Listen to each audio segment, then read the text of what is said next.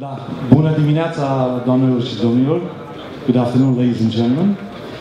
Eu sunt Hugo Neumorni și sunt director IT în cadrul companiei naționale Hidroelectrica, cel mai important producător de energie din România, care foarte probabil va ieși din insolvență foarte curând. Sunt totodată și președintele Asociației Directorilor de IT și Comunicații din România, pe scurt CIO Council. Vă rog să-mi permiteți ca în numele colegilor mei și în numele boardului Asociației CIO Council să vă mulțumesc pentru prezența dumneavoastră atât de generoasă astăzi. Este extrem de important pentru noi prezența dumneavoastră și este și un semn că, într-un fel sau altul, asociația își face treaba bine sau, în orice caz, bine pentru comunitatea IT.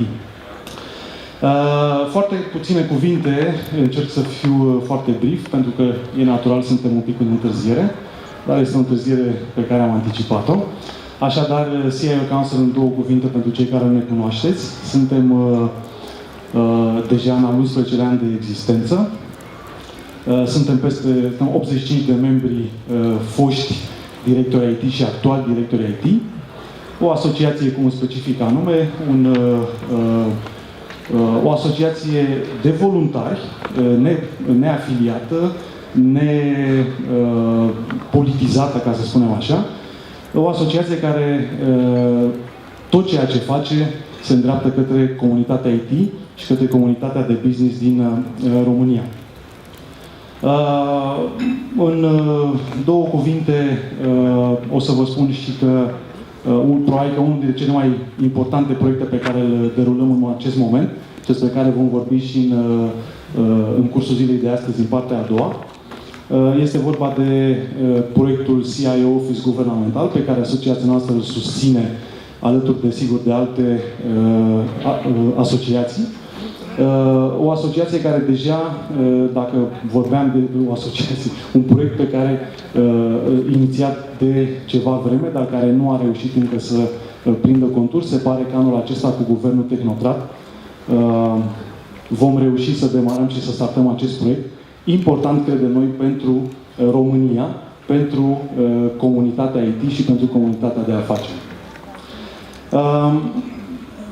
Știți foarte bine, suita noastră de evenimente, evenimentul nostru anual a început acum 4 ani de zile, printr-o tematică foarte generoasă. Vorbeam în acel moment de tehnologiile de tip cloud, păreau să fie imature sau erau imature la momentul respectiv și ne era teamă cumva că ieșim din organizație.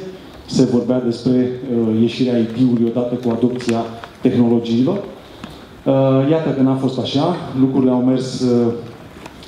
au mers înainte. Acum 2 ani am vorbit despre agility și despre conceptul de agile. Anul acesta vă propunem un concept provocator, un concept care se află pe buzele tuturor profesioniștilor IT din România, și anume tehnologiile disruptive, or disruption technologies, un subiect pe care, cu siguranță, doriți să îl aprofundăm. Știți foarte bine că evenimentele noastre sunt foarte transparente și foarte deschise, generoase. În consecință, vă invit să ne simțim foarte bine astăzi, ca întotdeauna, să dialogăm deschis, să puneți întrebări speakerilor noștri și invitațiilor noștri. Și pentru că astfel de evenimente nu poate să aibă loc fără sprijinul partenerilor noștri, am să încerc să enumăr pe toți și toți partenerii alături de care vom trece, să spunem așa, prin această furtună de tehnologie. Și dați-mi voie să mulțumesc în principal partenerului principal acestui eveniment, Atos, care este pentru al 2-lea an consecutiv partenerul nostru și mulțumim foarte mult cu această ocazie. De asemenea, mulțumim tuturor partenerilor care sunt astăzi alături de noi. Este vorba de Orange, Microsoft, pentru al 4-lea an consecutiv alături de noi, Telecom, Hewlett Packard, RSA, prin partenerul Solve IT Networks, Sky Consult, Ernst & Young, Bitdefender, Brinell, Samsung, Experis, Siemens, SAP, Accenture, Huawei, Epson, High-Tech System and Software.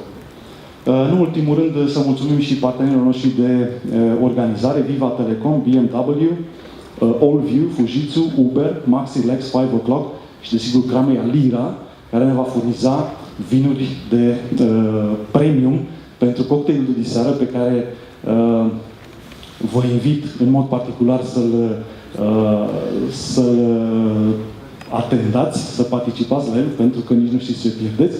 Este zona în care ne vom destinde și vom disemina alături de un vin elegant și de șefii bucătarii de la Radisson, care ne vor delecta de asemenea cu un impresionant show culinar.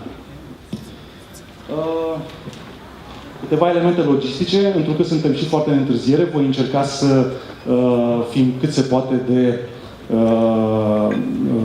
scurți și la obiect. Voi ține pentru prima oară ceasul foarte, foarte strâns. Îi mulțumim cu această ocazie și domnului ministru Marius Raul Bostan pentru prezența domniei sale.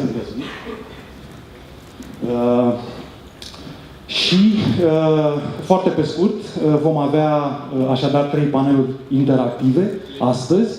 În prima parte vom vorbi despre mobility și despre disruption technologies în această zonă, despre securitate, pentru că noi așa astăzi vom povesti și despre driverless cars, despre drone, despre mașini driverless care sunt oprite pe autostrăzi, despre IoT și despre tot ceea ce înseamnă, despre zona de privacy și despre foarte, foarte multe alte subiecte. Așa cum vă spuneam, vă invit să fiți foarte, foarte transparenți și să profităm de prezența tuturor invitațiilor. Aveți pe site-ul cioconference.ro/întrebări posibilitatea să adresați întrebări tuturor paneliștilor și speakerilor. Și ca întotdeauna să fim deschiși, să avem un networking de calitate, pentru că ăsta este unul dintre brandurile sau elementele de referință ale asociației CIO Council.